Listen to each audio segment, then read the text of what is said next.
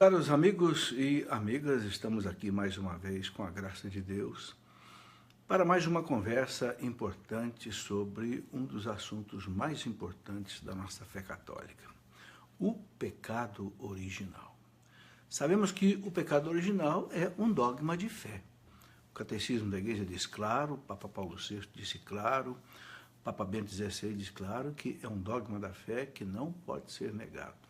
Se nós negarmos o pecado original, nós negamos também a necessidade da redenção, da morte e paixão de Cristo na cruz para nos salvar. Então, esse é o assunto que hoje nós queremos conversar, ok?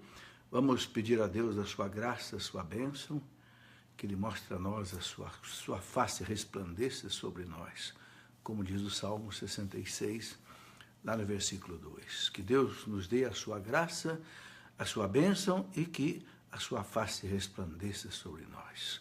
Em nome do Pai, e do Filho, e do Espírito Santo. Amém. Vinde, Espírito Santo, vinde encher os corações dos vossos fiéis, acendei neles o fogo do vosso amor. Enviai, Senhor, o teu Santo Espírito, e tudo será criado, renovareis a face da terra, por Jesus Cristo, nosso Senhor. Amém. Ó Deus, que instruíste os corações dos vossos fiéis com a luz do Espírito Santo, fazei que nós apreciemos nesta noite retamente todas as coisas, segundo o mesmo Espírito, e gozemos sempre da sua consolação por Cristo nosso Senhor. Amém. Senhor, pedimos a vossa luz, pedimos a vossa graça, pedimos a vossa bênção nesta noite, Senhor, para compreender este que é um dos pontos mais importantes da nossa fé católica, o pecado original. Pedindo à Virgem Maria, aquela que Deus colocou exatamente para trazer a salvação ao mundo, pedindo à Virgem Maria que interceda por nós. Ave Maria, cheia de graça, o Senhor é convosco. Bendita sois vós entre as mulheres e bendito é o fruto do vosso ventre, Jesus. Santa Maria, Mãe de Deus, rogai por nós, pecadores, agora e na hora de nossa morte. Amém. Glória ao Pai, ao Filho e ao Espírito Santo, como era no princípio, agora e sempre. Amém. São José, rogai por nós. Em nome do Pai, do Filho e do Espírito Santo. Amém. É sempre importante, meus irmãos, lembrar disso, nunca começar nada que se refere à nossa vida, ao trabalho, às atividades, sem antes rezar, sem antes pedir a graça de Deus. Bem, queremos conversar hoje sobre um ponto fundamental da nossa fé, o pecado original. É dogma de fé. Vários concílios da igreja confirmaram o pecado original como um dogma de fé. É algo misterioso, algo que a igreja diz que nós não compreendemos perfeitamente, mas a igreja diz que é algo histórico, é um fato histórico que aconteceu na história da humanidade. Depois que Deus criou o homem e a mulher no estado de graça, no estado de justiça e de santidade, infelizmente, tentados pelo demônio, o homem e a mulher romperam com Deus, disseram não a Deus, preferiram dizer sim ao demônio. E tivemos aí, então, a natureza humana toda sofrendo a consequência desse mal. Bem, eu quero começar colocando a palavra do Papa Paulo VI, quando ele escreveu aquele documento importantíssimo que é o credo do povo de Deus, né? A sua profissão de fé, que o Papa fez no ano de 1968. Eu estou aqui com o credo do povo de Deus. O que é o credo do povo de Deus? De vez em quando, na história da igreja, um Papa chamou para si a responsabilidade de explicar o credo, dizer o que a igreja acredita. Então, Paulo VI, depois do Concílio Vaticano II, que terminou em 65, como começou a haver uma série de interpretações erradas do concílio, inclusive surgiram até algumas coisas complicadas, como aquele catecismo holandês. Então, o Papa Paulo VI, em 1968, ele fez questão de explicar o credo, dizer o que a igreja acredita, né? É o chamado credo do povo de Deus, né? Que a gente pode aí compreender aquilo que a igreja tem realmente como fundamentação, né? Bem, e aqui quando o Papa ele vai explicando, sempre ele começa cada parágrafo com essa expressão, cremos. Cremos nisso, cremos naquilo, cremos naquilo. Quando ele fala do pecado original, eu quero ler aqui para você, no Credo do Povo de Deus, para nós termos aí um começo bem seguro de meditação, de reflexão. Paulo VI diz assim, cremos que em Adão todos os homens pecaram. Veja bem, não é um pecado pessoal, é um pecado de herança. Depois eu vou explicar isso melhor, ok? Leva o nome de pecado, por quê? Por que a gente chama de pecado original? Porque essa falta de Adão e Eva, que se transmitiu para a natureza humana toda, tem consequências como de um pecado, né? Por isso que é chamado analogicamente de pecado. Mas não é um pecado pessoal. O Papa explica bem claro, é um pecado de herança. Bem, então ele diz, cremos que em Adão todos pecaram. Isto significa que a falta original cometida por ele, Adão, fez com que a natureza humana, comum a todos os homens, caísse no estado em que arrasta as consequências desta falta e que não é aquele em que ela se encontrava antes, ou seja, o homem perdeu as prerrogativas que tinha antes do pecado original. Nos nossos primeiros pais, constituídos em santidade e justiça, e em que o homem não conhecia o mal nem a morte. Então, veja bem, o homem não conhecia o mal, o sofrimento, a dor, a ignorância e nem a morte. Isso entra na história da humanidade depois do pecado. E aqui o Papa explica, fala em duas palavras que é preciso uma explicação. Ele diz assim, que nos nossos primeiros pais, constituídos em estado de santidade e de justiça original. O que é esse estado de santidade e esse estado de justiça original? O estado de santidade era a comunhão do homem com Deus. O homem vivia ali no paraíso, no Éden. O que era aquele Éden, aquele paraíso? Aquele Éden, aquele paraíso, claro, aquilo ali é figurativo, né? É alegórico. Né? Ninguém vai querer procurar na terra onde que era o Éden, não vai encontrar. Não, é uma figura de linguagem que o escritor sagrado, isso deve ter sido escrito mais ou menos 1000 anos antes de Cristo, no tempo do rei Salomão, ou no tempo do rei Davi, aqueles sacerdotes e escribas da corte, né? Refletindo, né? Inspirados pelo Espírito Santo, escreveram, né? Essa parábola para explicar os dados fundamentais da criação do homem, da criação do mundo, do pecado e etc. Bom,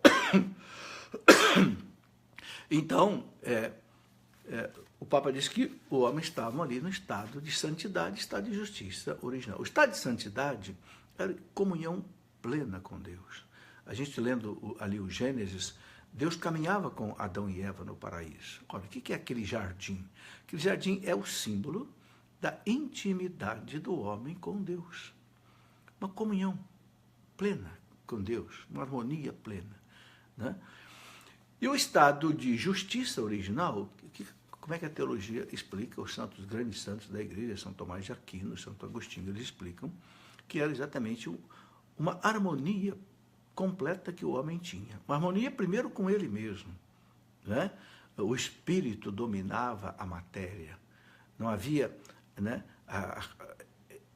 esse jogo que existe entre nós hoje, entre a carne e o espírito, né? Não, a carne estava submissa ao espírito tranquilamente. Não havia a chamada concupiscência da carne, né? O homem não tinha aí essas neuroses de hoje, não tinha esses conflitos interiores, essas depressões. Não, o homem estava em harmonia com ele. Era o que o Papa chama de estado de justiça original. Harmonia com a mulher. Não havia conflito com a mulher, como existe hoje. Tantas brigas nos casamentos, tantas separações, tantas coisas. Terceiro, a harmonia do homem com a natureza, né? Ou seja, o homem, a natureza estava em paz com o homem, não havia esses problemas que existem hoje, do homem com os animais, do homem com, né, o mundo, né? Tanto assim que é uma coisa muito interessante, quando o profeta Isaías, lá no capítulo 11, ele fala do reino messiânico, quando Jesus voltar, que se estabeleceu o reino de Deus, onde nós voltaremos ao paraíso, e também o cosmos vai sofrer uma transformação, isso o catecismo da igreja deixa muito claro, haverá um novo céu, uma nova terra. Então o profeta Isaías, no capítulo 11, ele diz ali uma linguagem maravilhosa para explicar isso. Ele fala que então a vaca e o urso vão comer juntos sem brigar. O leão e o cabrito vão comer juntos, sem um fazer mal para o outro. Que imagem impressionante, né? Um leão e um cabrito, tudo que um leão quer é devorar um cabrito, né? Não, eles vão comer juntos ali. Ele diz assim que o leão comerá capim, ou seja, mesmo entre os animais não haverá essa necessidade de um sobreviver matando o outro. E ele usa uma outra imagem impressionante. Ele fala, né, um menino de pequenininho vai poder enfiar a mão na toca da serpente e ela não lhe fará mal algum. Por quê? Porque todo o mal será destruído. Confira depois aí no capítulo 11 do profeta Isaías, quando ele fala do reino messiânico. Isso quer dizer o quê? O homem vai voltar ao paraíso. Vai voltar agora por Jesus Cristo, né? Por isso, todo o batismo que nós conversamos ontem à tarde, eu fiz um programa sobre o batismo, explicando tudo isso. Bem, então, o Papa coloca esse estado de justiça, que significa a harmonia do homem com ele, a harmonia do homem com a mulher, a harmonia do homem com a natureza e a harmonia do homem com Deus. Harmonia perfeita. Santidade era a comunhão plena com Deus, porque só aquele que é santo pode entrar na comunhão com Deus. Então o homem vivia na santidade e na justiça, ou seja, no equilíbrio perfeito. Isso é que foi rompido com o pecado original. Então o Papa continua dizendo aqui o seguinte, o Papa Paulo VI, no credo do povo de Deus, ele diz, né, o homem não conhecia o mal nem a morte. Então, meus irmãos, o mal e a morte entraram no mundo por causa do pecado original e também por causa dos pecados pessoais. Por isso que São Paulo diz, na carta aos Romanos, capítulo 6, versículo 23, que o salário do pecado é a morte.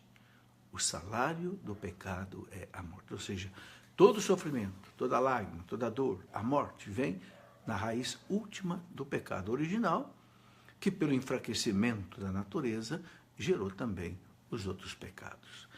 E o Papa continua dizendo aqui o seguinte, a natureza humana, assim, decaída, então a natureza humana foi enfraquecida, foi decaída, adoeceu, né? A natureza humana, assim decaída, despojada da graça que a revestia, então, havia uma graça que revestia a natureza humana, quer dizer, todo homem que nascesse estaria revestido com essa graça, porque é a natureza humana. Ferida nas suas próprias forças naturais e submetida ao domínio da morte, então é que é transmitida a todos os homens. E nesse sentido é que cada homem nasce em pecado. Então, o Papa explica o que é a expressão pecado original. É o homem que tinha esse estado de justiça, esse estado de santidade, que perde isso. Por quê? Porque Adão e Eva deviam ter transmitido isso para todos nós. Toda a humanidade estava em Adão e Eva. Quando eles cometeram a falta original primária, toda a natureza humana ficou comprometida, né? Você pode imaginar, por exemplo, assim, imagine que você vai plantar um milharal, mas se você pega aí uma semente contaminada, quando você planta, o milharal inteiro vai nascer contaminado. É por isso que hoje se escolhe uma boa semente, selecionada. Assim aconteceu com a humanidade. A semente da humanidade era Adão. Adão foi o primeiro homem, né? Ele com a mulher. Como a semente da humanidade se corrompeu, toda a natureza humana ficou corrompida. Então o Papa diz, é nesse sentido que fala-se de pecado original. Ele diz aqui o seguinte, professamos, pois, com o Concílio de Trento, aquele concílio que terminou em 1465, né, depois da Reforma Luterana. Professamos, pois, com o Concílio de Trento, que o pecado original é transmitido com a natureza humana, ou seja, quem nasce homem, nasce com o pecado original, nasce com essa carência Carência de quê? De santidade, carência de justiça original. Nasce com a natureza adoecida, deformada e, consequentemente, rompida com Deus. O pecado original rompeu com Deus. Adão e Eva foram expulsos do paraíso. Por isso que o catecismo diz, eu li ontem, que quando a pessoa é batizada, o batismo rompe o pecado original, nós voltamos à filiação divina, passamos a ser filhos adotivos do Pai no Filho que é Jesus. Porque o batismo nos insere em Jesus, nos enxerta em Jesus, passamos a ser membros do corpo de Cristo, irmão de Cristo, consequentemente filho adotivo do Pai. Voltamos à filiação adotiva que nós perdemos com o pecado original. Essa é uma das razões básicas que a igreja quer que a criança seja batizada logo, para que logo a criança volte à filiação divina, né, de filho adotivo em Jesus Cristo. Então o Papa coloca aqui o seguinte: o pecado original é transmitido com a natureza humana não por imitação, mas por propagação. Né? Houve uma heresia no tempo de Santo Agostinho, lá por volta do ano 380, mais ou menos, né? De um monge chamado Pelágio, era o pelagianismo. Pelágio dizia, não, o pecado original não existiu, foi apenas um mau exemplo que ficou. Então o Papa diz, não, o pecado original não passa por mau exemplo, por imitação, é por propagação. Passa para toda a natureza humana. Santo Agostinho foi quem combateu o pelagianismo, né? E no tempo dele o Papa condenou o pelagianismo, né, como uma heresia. Né? E aí o Papa diz que, portanto, ele é próprio de cada um. Por isso que cada pessoa precisa ser batizada para ficar livre do pecado original, voltar a ser filho de Deus, filho adotivo através do Filho, membro do corpo de Cristo e, de novo, herdeiro do céu. Por isso que a igreja, meus irmãos, insiste fortemente que nenhuma criança morra sem batismo, nenhuma pessoa. Inclusive, a igreja autoriza o que a igreja liga na terra, Cristo liga no céu, nós sabemos disso. A igreja recomenda, né, que em caso de morte, em perigo de morte, qualquer pessoa pode batizar. Basta derramar água 3 vezes na cabeça da criança, ou mesmo do adulto, né, e dizer as palavras do batismo: eu te batizo em nome do Pai, e do Filho, e do Espírito Santo. Pronto, mais nada. Tem que ser água, não pode ser outro líquido, e tem que haver esse desejo de batizar a criança e dizer essas palavras. Então você viu aí que o Papa Paulo VI deixa a coisa assim, como um dogma de fé. O Papa Bento XVI é muito interessante. O Papa Bento XVI, um dia, ele, num dos livros que ele escreveu, na verdade não escreveu, foi uma entrevista que ele deu àquele jornalista Vittorio Messori, um italiano. O nome do livro é A Fé em Crise. Isso foi lá em 1985. O Papa Bento XVI ele era o prefeito da Sagrada Congregação da Fé do Vaticano, a congregação mais importante. Eu queria ler aqui o que está lá na página 55 e 57 desse livro, né? O livro chama-se A Fé em Crise, interrogação. Né? É uma entrevista com o jornalista Vittorio Messori. O Papa Bento XVI disse assim: se um dia a providência divina me livrar de meus encargos, isso em 1985, gostaria de me dedicar exatamente a escrever um livro sobre o pecado original e sobre a necessidade de se redescobrir a sua realidade autêntica. Veja, o Papa Bento XVI era prefeito da Congregação da Fé. Se um dia Deus me der ficar livre desses encargos, eu quero escrever um livro sobre o pecado original. Ele diz, né, e sobre a necessidade de se redescobrir a sua realidade autêntica. Eu tenho a impressão até que o Papa Bento XVI ele está escrevendo alguns livros. Só que eu ouvi dizer que esses livros ele disse que só pediu para serem publicados depois que ele morrer. Deve ter suas razões, não sei se isso é verdade. Eu tenho a impressão que ele deve estar escrevendo um livro sobre o pecado original, porque ele disse isso aqui. E ele disse ainda mais assim, olha, a incapacidade de compreender e apresentar o pecado original é realmente um dos problemas mais graves da teologia e da pastoral atuais. Meus irmãos, vejam o que o Papa Bento XVI disse quando ele era cardeal em 1985. A incapacidade de compreender e apresentar o pecado original é realmente um dos problemas mais graves da teologia e da pastoral atuais. Sabe, quando eu li isso daqui, há um tempo atrás, eu até resolvi escrever um livro sobre o pecado original, né? Aqui esse livro, O Pecado Original, o que a Igreja ensina.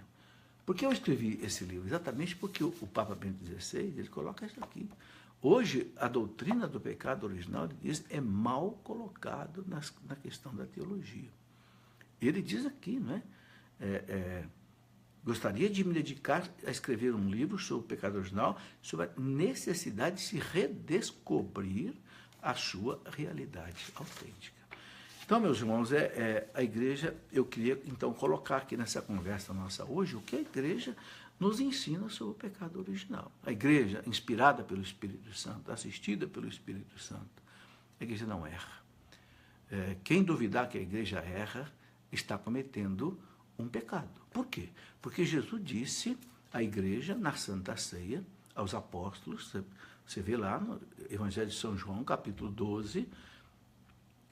16, versículo 12 e 13, o que Jesus disse para os apóstolos? Na última ceia, ele disse, né? Eu ainda tenho muitas coisas para dizer para vocês, mas vocês não estão preparados para ouvir agora. Claro, já era a Santa Ceia. Mas, é o versículo 13 do capítulo 16, mas, quando vier o Paráclito, o Espírito da verdade, o Espírito Santo, ensinar-vos-á toda a verdade. Meus irmãos, essa promessa é fantástica. Esta é a maior alegria que eu tenho de ser católico. Essa promessa de Jesus, feita aos apóstolos na despedida, na última ceia.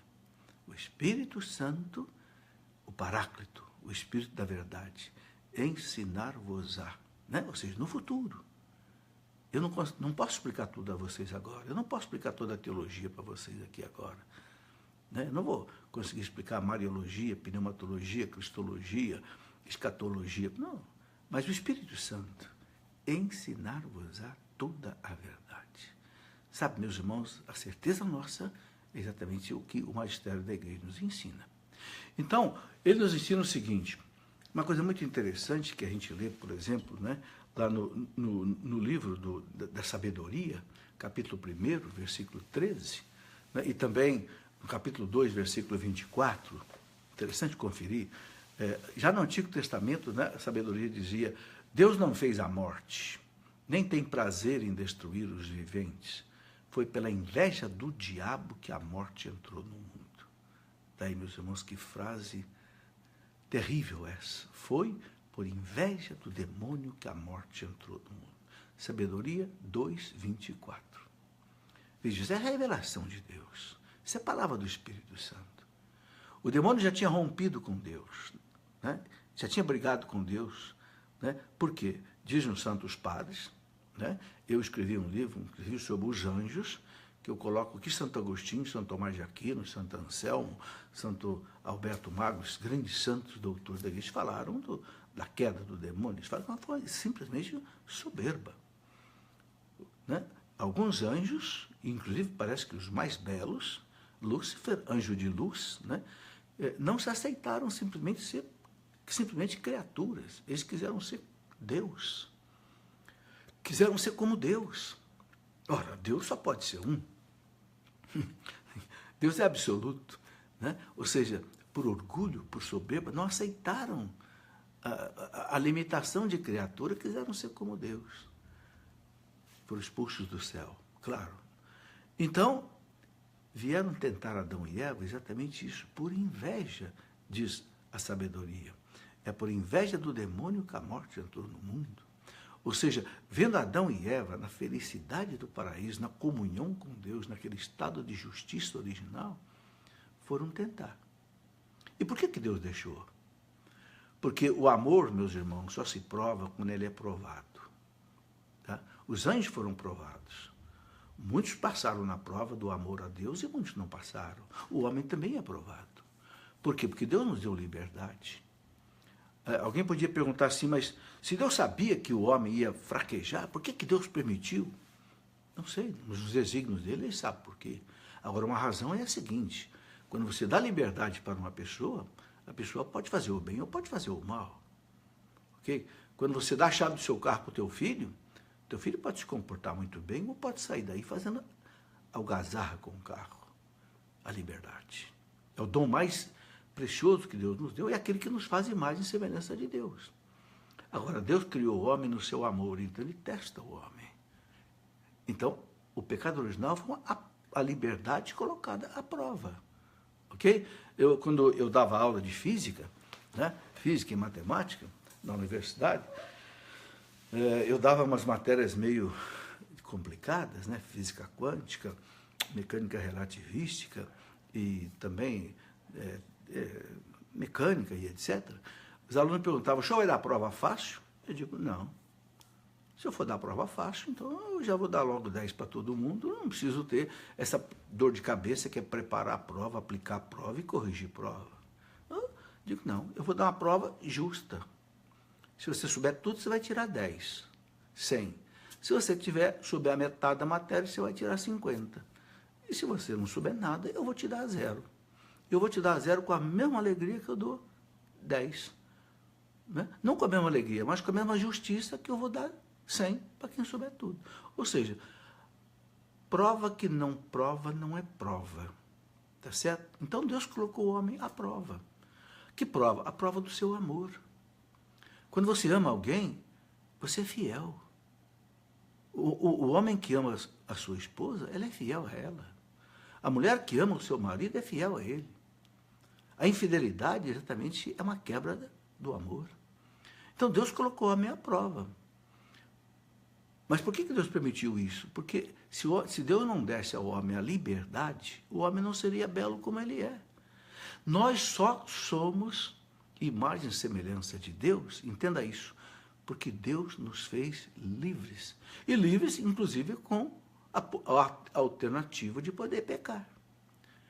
Deus não devia deixar o homem pecar, então o homem não seria livre, o homem seria um robô, o homem seria um marionete, o homem seria um teleguiado, o homem seria como um animal. O animal não peca. Por quê? Porque não tem liberdade. Ok? Não, Deus nos quis imagem e semelhança dele. Depois que Deus criou todo o universo, os animais, as plantas, as pedras, o cosmos, as estrelas, aí Deus disse, agora façamos o homem a nossa imagem e semelhança. E a característica básica dessa imagem é a liberdade. Então a liberdade posta à prova mostra se nós amamos a Deus ou não. Por isso que Deus permitiu o demônio tentar. E por isso que Deus permite ainda hoje o demônio de nos tentar. Porque na medida que nós, por amor a Deus, ouvimos a Deus e não ouvimos a tentação, nós provamos a Deus o nosso amor a Ele. Nós também. Não foi só Adão e Eva. Ok? Bem, então, isso é muito importante de entender. Então, o demônio foi ao paraíso, né? E foi tentar Adão e Eva. E disseram o quê? Deus tinha dito para Adão e Eva, vocês podem comer da fruta de todas as árvores do paraíso, né? Só não pode comer da fruta da árvore que está no centro do jardim, que é a árvore do bem e do mal. O que significa isso? A teologia nos explica. Essa árvore do bem e do mal significa o quê? Deus é o juiz do bem e do mal.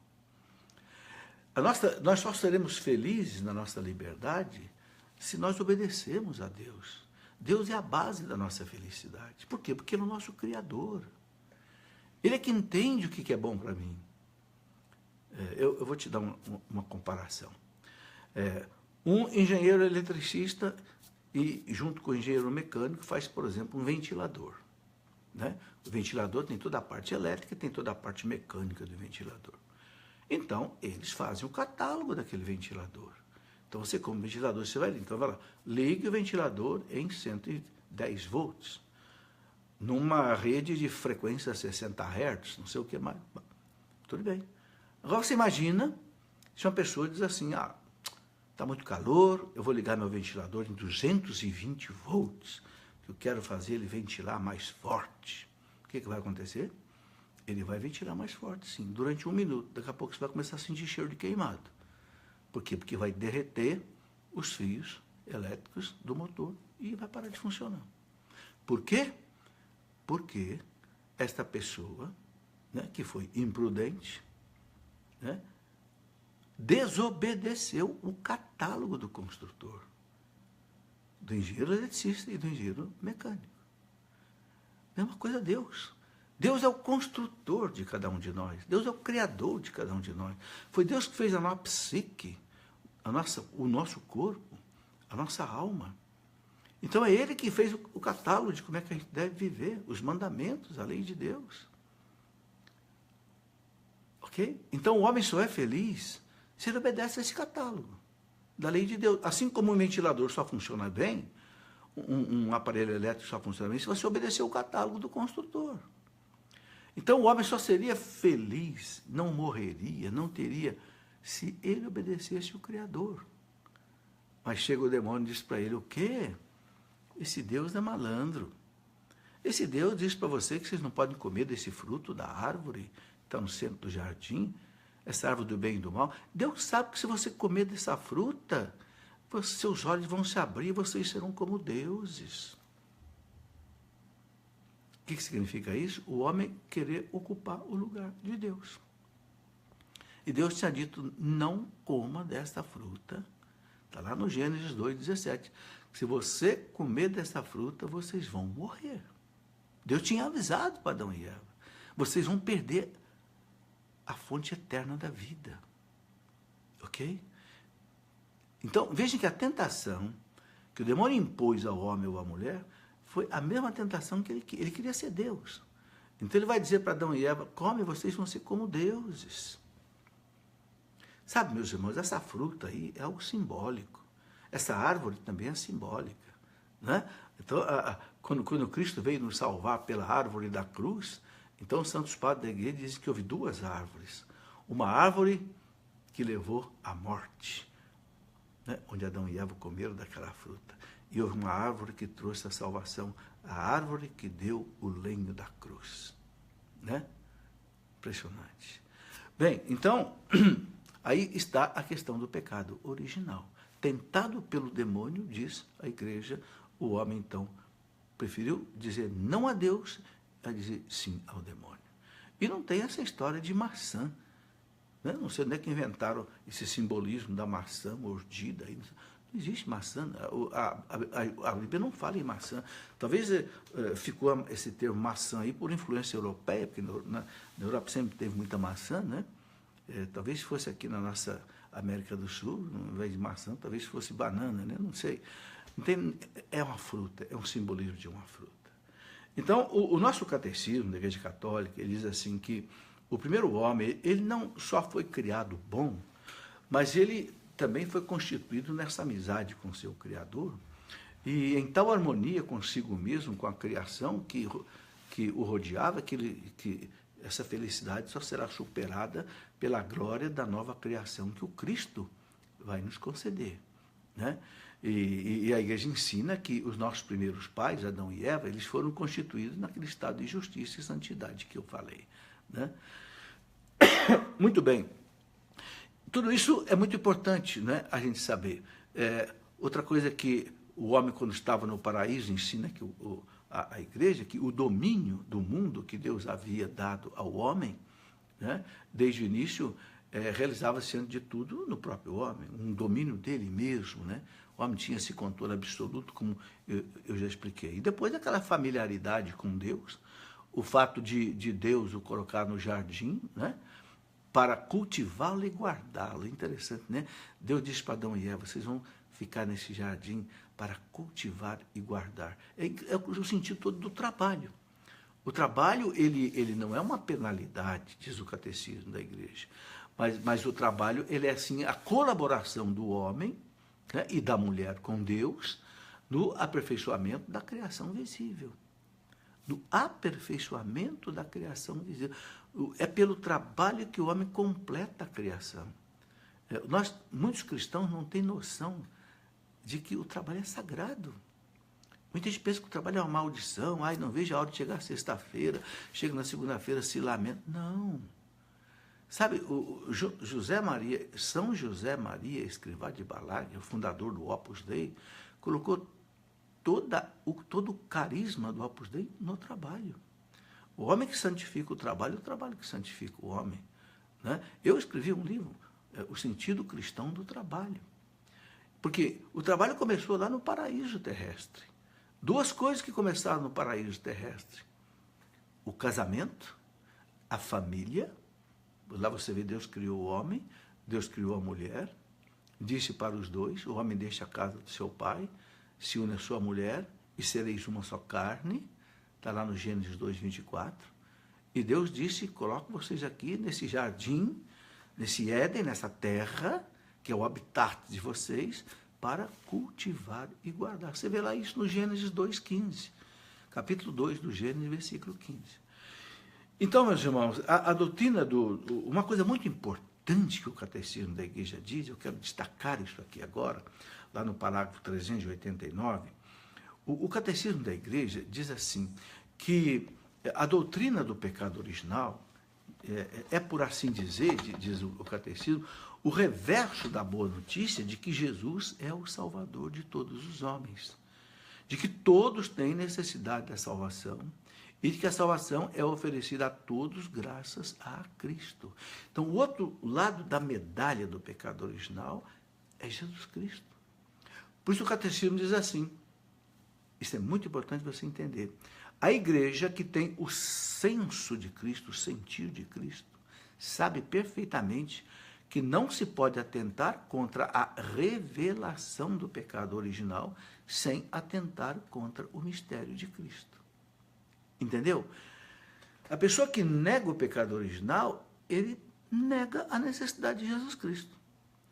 Então, o que equivale a dizer, se o pecado original não existiu, então Cristo teria morrido na cruz de graça, sem necessidade. Mas não, né? Mas não, o Cristo veio para pagar a culpa de toda a humanidade, pagar a justiça divina, né? A culpa de toda a humanidade com o preço da sua vida de valor infinito. Por quê? Porque o pecado fere a majestade infinita de Deus, fere a justiça divina. Uma coisa que temos que entender, meus irmãos, que o Deus estabeleceu todas as coisas pela justiça e pelo direito. Ok? Não é pela força. Né? No mundo da liberdade, o que vale é a justiça e o direito. É o que todos nós queremos, inclusive, até nas nossas nações. A justiça e o direito. Deus também controla tudo por aí. Ora, como a humanidade feriu a justiça de Deus de maneira infinita, porque a majestade de Deus é infinita, foi preciso que o Cristo oferecesse um sacrifício de valor infinito. Bom, quando a igreja fala, então, desse relato da queda do homem, no capítulo 3, como eu falei, né, a igreja coloca bem claro, o Catecismo da Igreja fala no parágrafo 390 o seguinte, a revelação dá-nos a certeza de que toda a história humana está marcada pelo pecado original, cometido livremente pelos nossos primeiros pais. Então, toda a história ficou marcada. Meus irmãos, a gente entende o pecado original observando o próprio ser humano. Você pega uma criança, por exemplo, né? Uma criança de 3 anos, ela não tem pecado, porque ela não tem uso da razão. Mas ela faz coisas erradas, não faz? Faz, ela morde o amiguinho, a amiguinha, ela é egoísta. Pega um bem dela, um brinquedo, é meu, e se o outro tocar nela, ela fica brava e briga, e xinga e morde. Ora, Santo Agostinho, raciocinando sobre isso, dizia, da onde que vem esse mal? O mal que está nessa criança, esse egoísmo, esse egocentrismo, esse revide, ele fala, não pode ter vindo de Deus, porque Deus é um espírito perfeitíssimo, Deus não faz nada imperfeito. Vem da onde? Vem do pecado original. Vem dessa natureza decaída, ok? Que a gente percebe isso. Bem, então, como eu disse aqui, né, esse pecado atingiu toda a natureza. Mas graças a Deus, né, como diz o Catecismo, Deus não nos abandonou ao poder da morte. porque com o pecado entrou a morte na natureza humana, né? O pecado entrou, a morte entrou, o sofrimento entrou a lágrima, mas Cristo veio.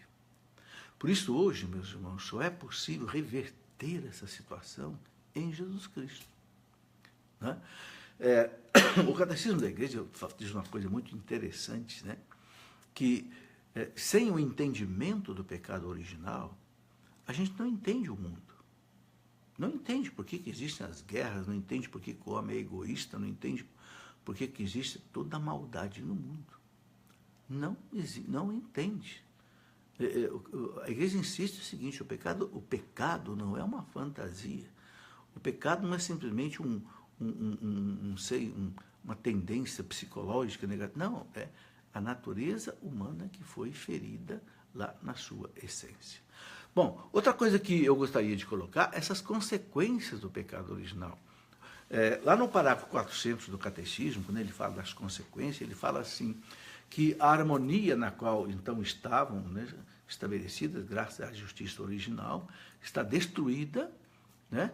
O domínio das faculdades espirituais da alma sobre o corpo foi rompido, a união entre o homem e a mulher é submetida a tensões, que não havia essas tensões entre o homem e a mulher.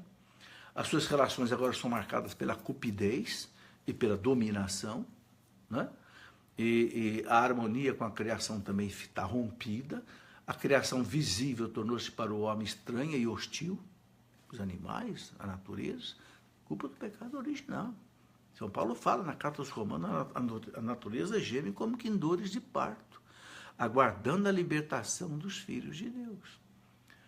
Quando a humanidade se libertar do pecado, a natureza humana também vai se transformar nos novos céus e nova terra, né? Então, por causa do homem, o Catecismo diz, a criação está submetida à servidão da corrupção. Está no parágrafo 400 do Catecismo. Sabe, eu tenho muita preocupação de ensinar as coisas baseadas naquilo que a igreja ensina. Então, o Catecismo diz bem claro assim, por causa do homem, do seu pecado, a criação está submetida à servidão da corrupção. Finalmente vai realizar-se aquela consequência que Deus tinha anunciado, né? Ou seja, a morte entra na história da humanidade. Mas graças a Deus, né, Jesus Cristo veio nos salvar. Todos os homens, ensina a igreja, estão implicados no pecado de Adão. E São Paulo explica isso quando ele afirma que pela obediência de um só homem, né, todos se tornaram pecadores. Está lá em Romanos 5,19. Pecador no sentido que eu disse, né, de receber essa natureza decaída, né, e que gera a morte. Por isso, analogicamente, né, é chamado de pecado original. Então, nós encontramos aí em São Paulo dizendo, na carta aos Romanos, capítulo 5, versículo 12, São Paulo diz assim, como por meio de um só homem o pecado entrou no mundo, e pelo pecado a morte, assim a morte passou para todos os homens, porque todos pecaram, todos receberam esta herança. Está lá em Romanos 5,12. Né? Então, meus irmãos, essa universalidade do pecado que atingiu toda a humanidade, do pecado e da morte, o apóstolo, ele opõe a universalidade também da salvação em Cristo. Assim como a morte entrou por um só homem, a salvação também entra por um só homem. Porque em Adão, toda a humanidade estava ali. Quando Adão pecou, toda a humanidade ficou prejudicada. Agora, toda a humanidade está em Cristo. Quando Cristo veio e se encarnou, o Verbo se fez homem, ele abraçou nele de novo toda a humanidade. Por isso que a igreja chama Cristo de um novo Adão.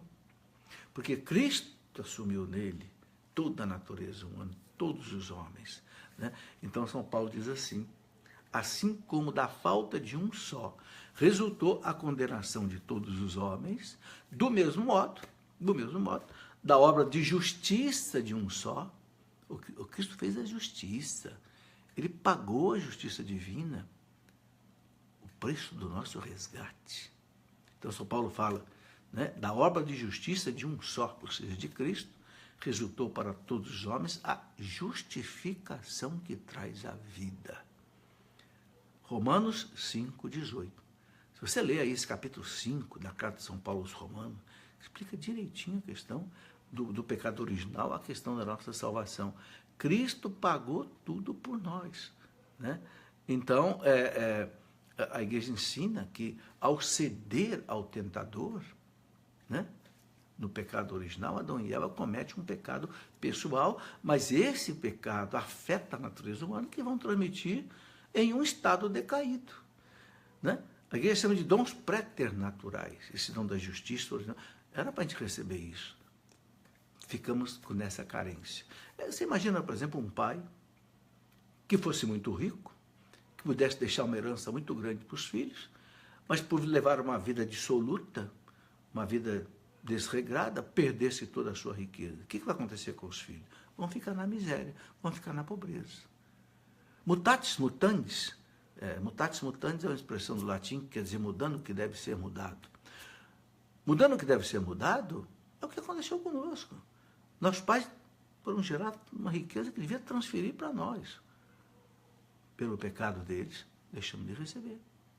Nascemos nessa carência, que a igreja deu o nome de pecado original, porque tem consequências de pecado, né? Então o catecismo fala bem claro, né? O catecismo diz assim: é um pecado que será transmitido por propagação à humanidade inteira, isto é, pela transmissão de uma natureza humana privada da santidade e da justiça originais, e é por isso que o pecado original é denominado pecado entre aspas, né? De maneira analógica.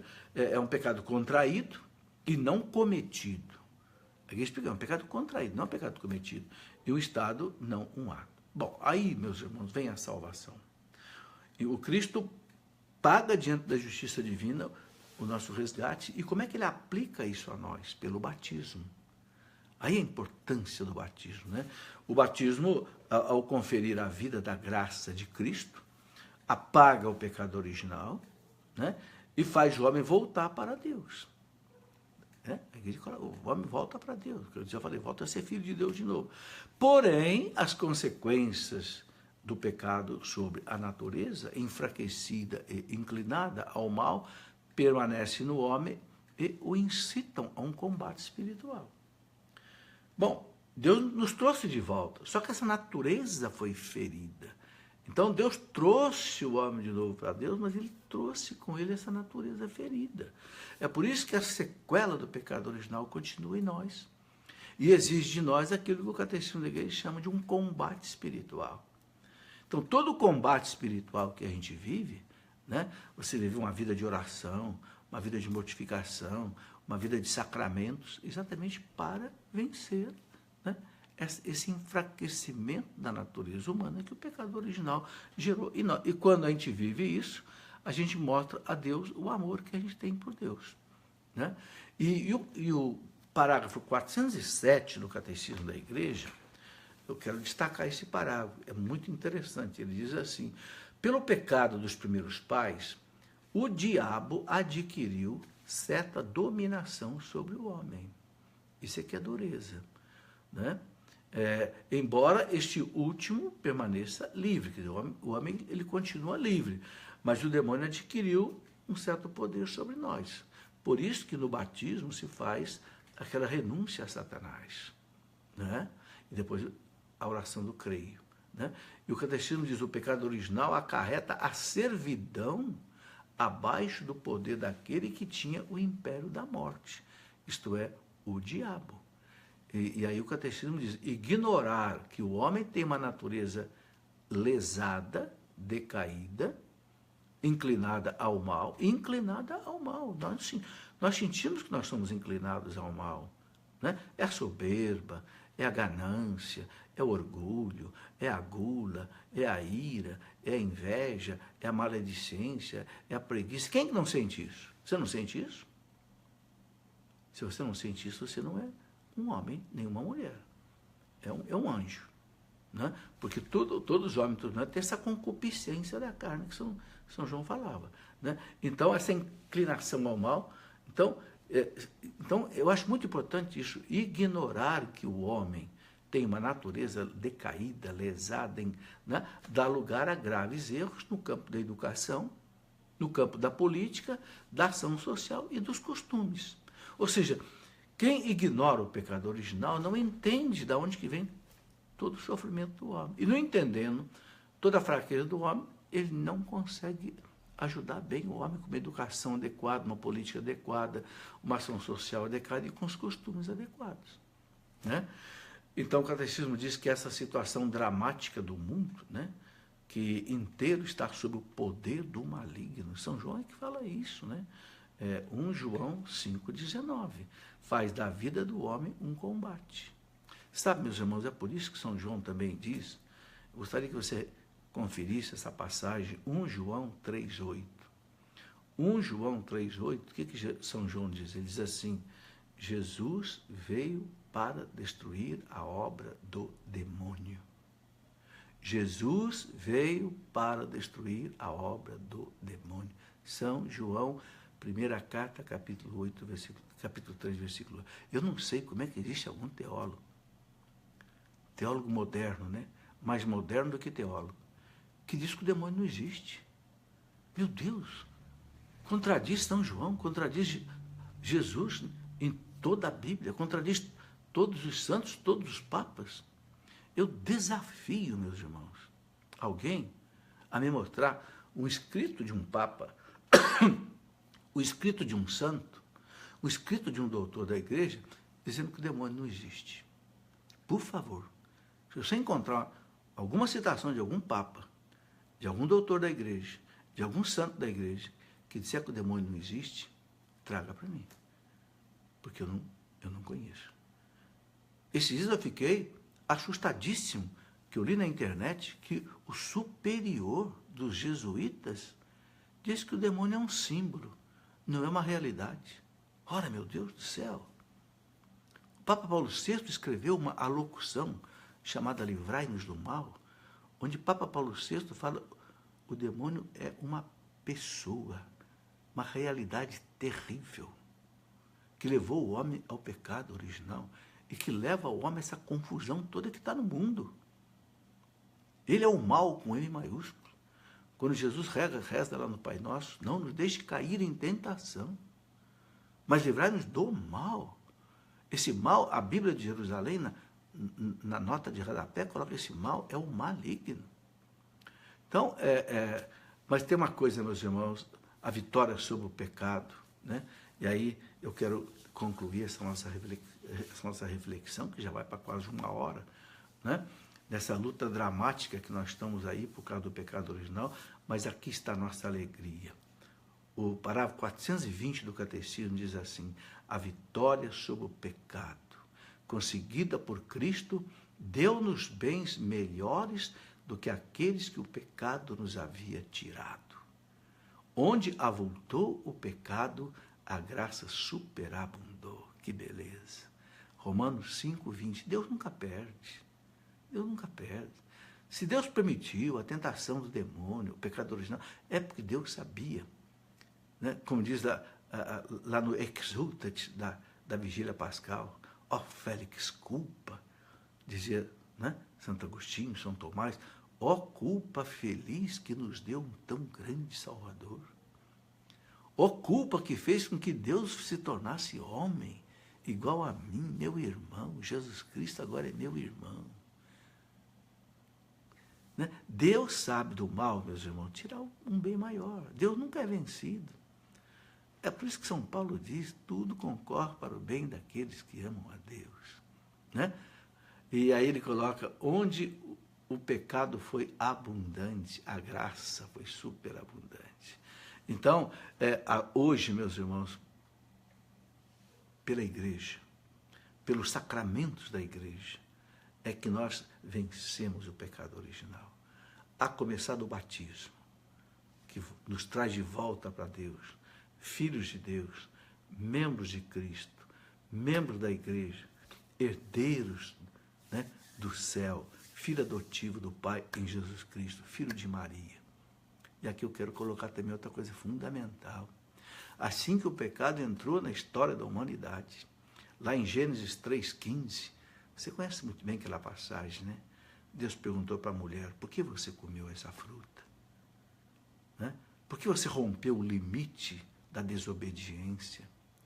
Por que você quis entrar no direito de Deus, de querer definir o que é o bem, o que é o mal? É o que o homem quer. O homem não quer se submeter à lei de Deus. Ele quer, né, fazer as suas leis, fazer a sua moral, fazer a sua... Né? Por que você fez isso? Primeiro perguntou para o Adão, por que você fez isso? Foi a mulher. Botou a culpa na mulher. Aí Deus perguntou para a mulher, por que você... foi a serpente. Né? Então Deus diz para a serpente, então tem uma coisa. É pela mulher que você injetou o veneno da morte. Então tem uma coisa, é a mulher que vai trazer a salvação. A mulher vai esmagar a tua cabeça. Meus irmãos, essa mulher é imprescindível para a nossa salvação. Essa mulher, o Salvador é Jesus. O Salvador é Jesus, não há outro Salvador. São Paulo deixa bem claro, o único mediador entre Deus e os homens é Jesus Cristo. Mas a Virgem Maria é que nos leva a Jesus. Ok? Ela atravessa essa ponte que é Jesus. Ela não é a ponte, ela não é o pontífice, mas ela nos leva para atravessar essa ponte e levar até o Salvador. Ela é que esmaga a cabeça da serpente. Por isso, meus irmãos, ela é imaculada. Nasceu sem o pecado original. Né? Deu à luz o seu filho, que é filho de Deus. Ela é mãe de Deus. Ela é imaculada. Ela é virgem perpétua. Ela foi assunta ao céu de corpo e alma quando ela morreu. E hoje é a medianeira de todas as graças, dizem os santos doutores da igreja. É Maria que nos... Todas as graças que são derramadas do céu para a terra, vêm pelas mãos da Virgem Maria. Sabe, então Deus nos deu, meus irmãos, por Jesus Cristo, né? Também pela Virgem Maria, os meios, os recursos, nós vencemos o pecado original. Agora, sem isso não tem jeito, viu? Não se iluda. São Pedro diz claro, Atos 4:12, não há outro nome que nos foi dado debaixo do céu, do qual nós tenhamos salvação, a não ser Jesus Cristo. Sem Jesus Cristo não há salvação. E Jesus Cristo deixou a salvação na igreja pelos sacramentos. Ok? Ontem eu mostrei aqui aquele livro que eu escrevi sobre os 7 sacramentos, onde na capa eu fotografei uma imagem que, né, muito tempo tinha aqui na Catedral de Lorena, na Capela do Santíssimo, um cordeiro imolado na cruz, onde do seu coração jorra um veio de sangue que desce pela cruz e chega nos 7 sacramentos. Os 7 sacramentos da igreja são os canais da graça, da salvação que o Cristo conquistou para nós pela sua paixão, morte, ressurreição e ascensão ao céu.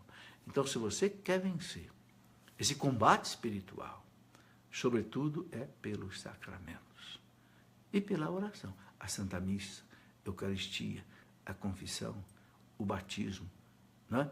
O matrimônio cristão, que faz com que essa desavença entre o homem e da mulher, Cristo entra no meio dos dois e harmoniza o que o pecado original destruiu, né? E tudo mais, ok? Então, esse é o ponto básico. E eu quero concluir dizendo exatamente aquilo que o parágrafo 387 do Catecismo diz. O outro lado do pecado original é Jesus Cristo. Negar o pecado original é negar a necessidade de Jesus Cristo. Eu estou dizendo isso porque tem alguns teólogos modernos, e eu repito de novo, mais moderno do que teólogo, que fica aí meio que negando o pecado original, né? Como fazia o Rousseau, né? Jean-Jacques Rousseau, lá no tempo da Revolução Francesa. Não, o pecado original não existiu, o homem é bom, o homem é 100% bom. Não é 100% bom, não. O homem é orgulhoso, o homem é vaidoso, o homem é cobiçoso, o homem é mentiroso, o homem é assassino, ou não é? Ou não é? Ou não existe no nosso mundo assassinato, crime, roubo, estupro, guerra? A culpa é do pecado original, não tenha dúvida. Ok? Então, nós temos que, com a graça de Deus, vencer tudo isso. Eu peço desculpa de não ter atendido alguma pergunta que alguém possa ter feito, porque não dá para a gente, ao mesmo tempo, colocar essa reflexão que não é fácil e ficar aqui lendo também as coisas que aparecem aqui. Mas tudo bem, eu agradeço as pessoas que me acompanharam. Eu recomendo vivamente que as pessoas leiam esse credo do povo de Deus, do Papa Paulo VI, explicando o nosso credo. E quem quiser aprofundar também no pecado original, esse livro que eu escrevi, que não tem nada meu. Repare que está escrito aqui embaixo, o que a igreja ensina. Aqui eu coloco né? O que tem no Catecismo da Igreja, o que tem nas encíclicas, o que Paulo VI falou, o que os papas falaram, o que Santo Agostinho falou, o que São Tomás de Aquino falou, os santos doutores falaram, enfim, aquilo que a Igreja nos ensina. Meus irmãos, muito boa noite, muito obrigado a você que me acompanhou até agora. Queremos agradecer a Deus por mais esta oportunidade de nós podermos refletir sobre esse assunto tão importante. Deus seja louvado, Deus seja bendito. Que o Senhor nos conceda a sua graça, a sua bênção nesta noite e que a sua face resplandeça sobre nós. Glória ao Pai, ao Filho e ao Espírito Santo, como era no princípio, agora e sempre. Amém. Em nome do Pai, e do Filho e do Espírito Santo. Amém. Muito boa noite.